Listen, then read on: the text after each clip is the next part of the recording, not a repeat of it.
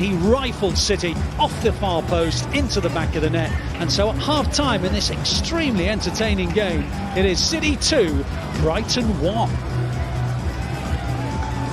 Well, let's go back to the studio and join FG.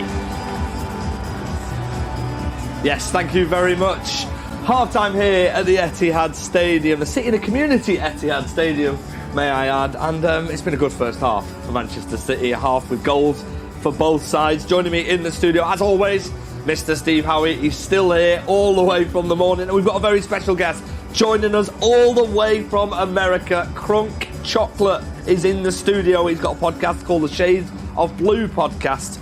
And, of course, you've got a Club World Cup in the summer happening as well. And welcome to Manchester. Is this your first time in Manchester? It is my first time in Manchester. Now, you might have seen this guy already on our wall in the studio. I've seen you a couple of times as well. How does it feel being at the Etihad Stadium? Surreal. That's kind of the easiest way to put it. It's all a dream. I'm still multiple times just being I'm here at the Etihad. But it's great to see you here as well. Club World Cup happening in the summer as well. I imagine you'll be attending. Yes, as many games as I can. And you had an opportunity as well to see the team on the pre-season tour as well in America. Yeah, I went to a couple games, New York and in Carolina. That's not so bad, is it? And I tell you what, it's a bit of a good luck charm. 100% record in terms of halves of football. First half, Man City are in the lead. Steve Howie, how are we feeling?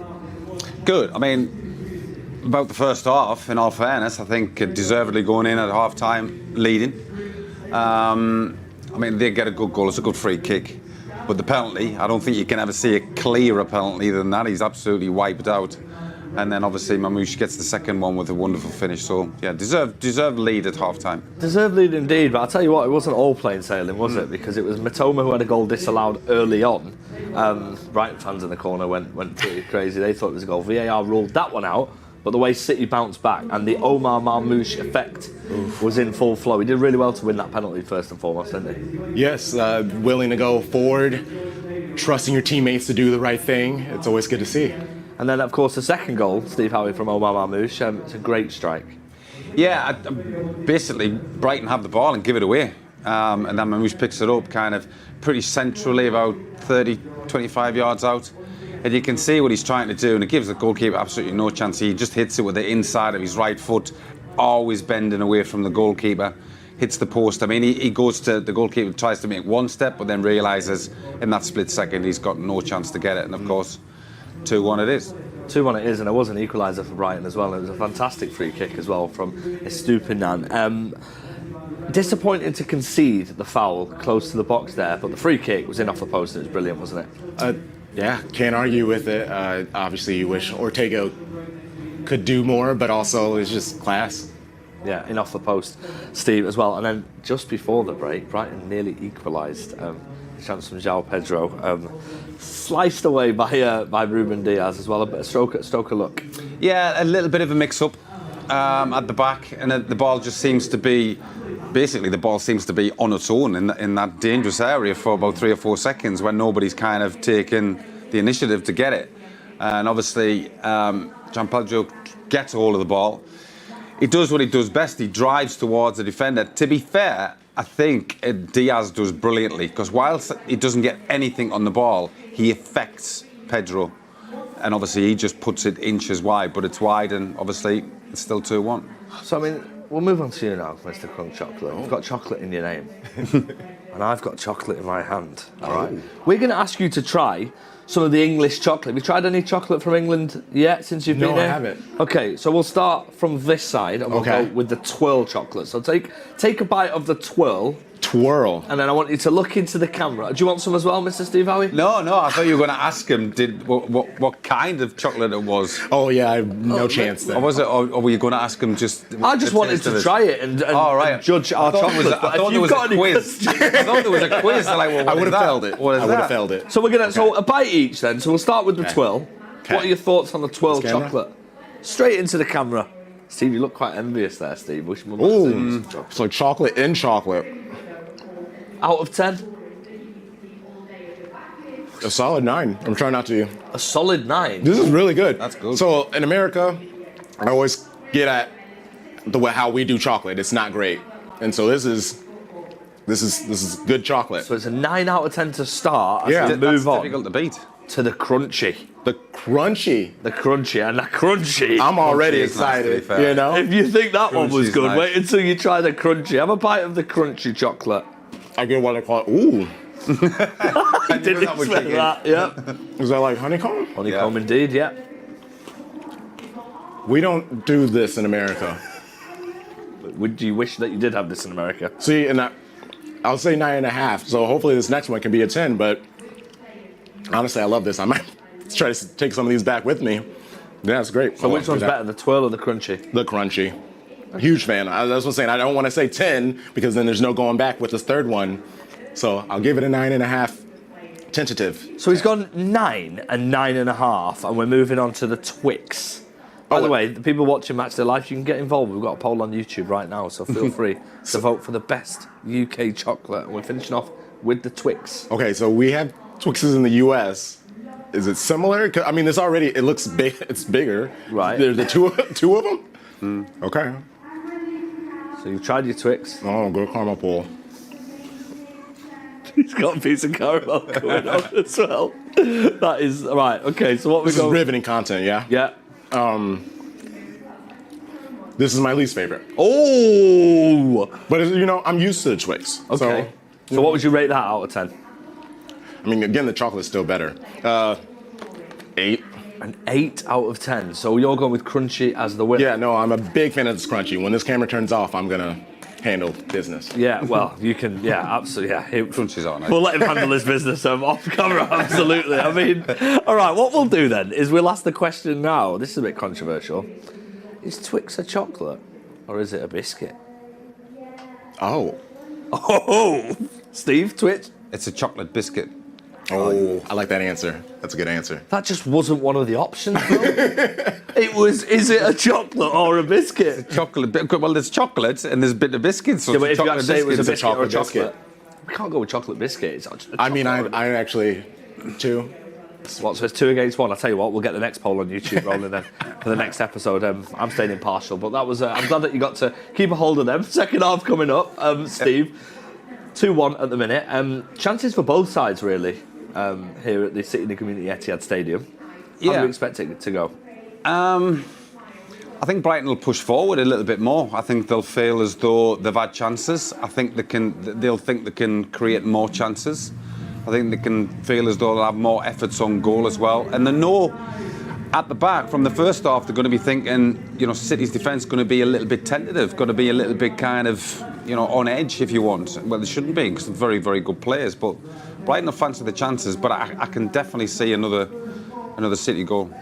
Yeah, well, I've just been told that Twix is everyone's favourite chocolate on the poll so far. Quite disappointed. Sorry, guys. To be quite honest with you, I'm not disappointed that we're leaving here for a minute and we're going to speak to our commentary box. We'll go over to Andy and Ali. Yeah, welcome to the commentary position with me and Andy Morrison. Andy, a really entertaining first half.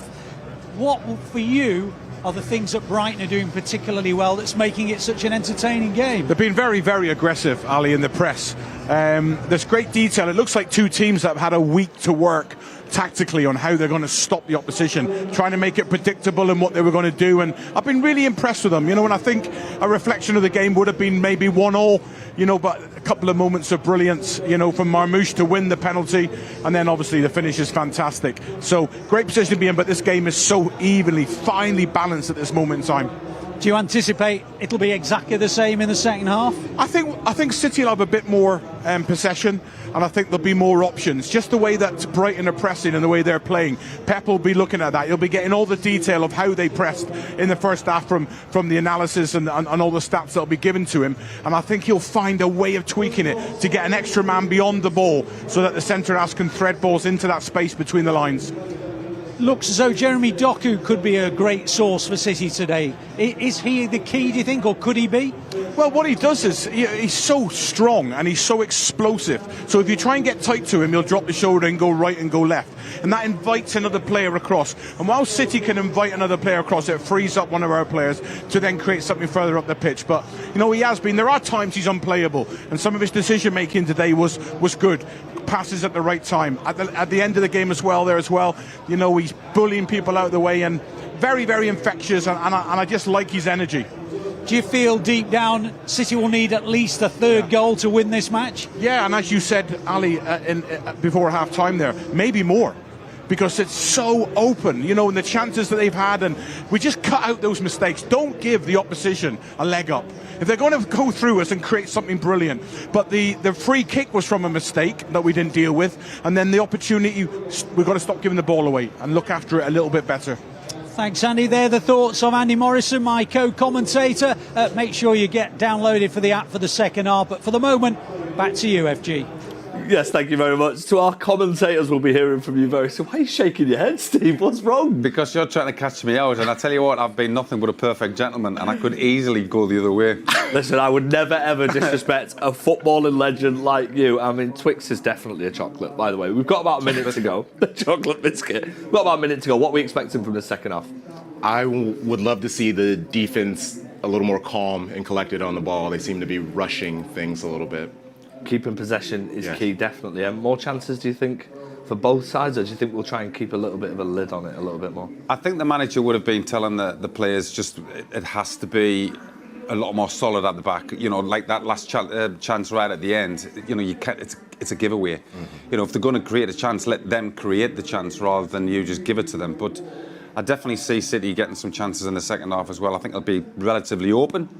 How aware do you think they'll be of that away fixture, the fact that they lost the lead in a few minutes at the Amex? Do you think they'll be using that as a sort of motivation to continue to try and keep things as tight as possible? Well, you know, whether it was mentioned in the dressing room or not, I think they might just sort of say, listen, we can't let what happened down there happen here. That might get brought up, but it might not, because that's gone. You know, you can't do anything about that. That's in the past. They've just got to concentrate on this second half and get the result that they want. And Erling Haaland in that first half, by scoring that penalty, became another record breaker. 100 goal contributions in a City shirt. The man is absolutely incredible, isn't he? Yes. He's been the gift that just keeps on giving, isn't he? Yeah. That goal, the penalty kick, sharp right, keeper stood no chance. Yeah, it was a great penalty, to be fair. I think even if the keeper had gone the right way, he might have struggled. He strikes the ball so well, Erling, doesn't he? He does well. He just keeps his head down and makes sure he makes contact. I mean, the thing is, if you get on target and you do make good contact, even if the goalkeeper gets his wrist on it, if there's plenty of power in there, it'll go in. Unless the goalkeeper's got steel for wrists, he's not keeping that out, even if he goes the right way. Steel for wrists. We're looking at live pictures right now in the mez of the play. Well, I say the players, just Stefan Ortega. The player's not in the tunnel yet, so we've got a couple of minutes. Now's a nice time to remind you that today is the City in the Community Takeover. So we are at the City in the Community Etihad Stadium today, and there's also a prize draw for you guys to enter. mancity.com/CITC prize draw for your chance to win some incredible prizes. So you get the opportunity to win a training day. You get some signed merch. £5 went in the draw. Are you going to be entering the draw, Steve? Absolutely, yeah. And you also get a +1 for that training day. So if you win... Me and you on the training pitch. That's what we want to hear. The players are in the mess there. You're looking at the right of Kuchinov. How impressed with him have you been in the first half? The way that he has just been able to join the team and, you know, a rough 5 minutes, but ever since then he's been so great, and he's exactly what you want to see current, but the best part is he's going to be at City for plenty of time. Now, Ruben Diaz is just such a leader, Steve. We've just seen him there. I think he was doing a head count there in the tunnel. That man he's a fantastic defender, but he's a great leader as well, isn't he? He comes across as a born leader, in all fairness. One of these ones that's always in the dressing room, always trying to organise, always trying to get things right. And that's on and off the pitch, not just there. You can see him there, but I'd imagine in the dressing room, in the changing room, at the training grounds and all that kind of stuff. Even if they go on nights out to have a meal or something like that with the partners, he'll be organising that. So, yeah, he comes across as a great sort of person to have in your squad and in your team. Well, the players are in the tunnel now, and we are ready for the second half. Crumb Chocolate, thank you for joining us in the studio. Been a pleasure, mate. Thanks for having me. We'll see you again soon, but for now we'll head over to our commentary team. Thanks, FG. Good timing. Both sets of players are out. Simon Hooper, the referee, is now joining them. Well, a thoroughly entertaining first half. Brighton very, very easy on the eye. They are a fabulous team to watch, and they could easily have scored a couple of goals themselves, but João Pedro missed a wonderful opportunity. City lead by 2-1. The surprise really is that Van Hecke's out.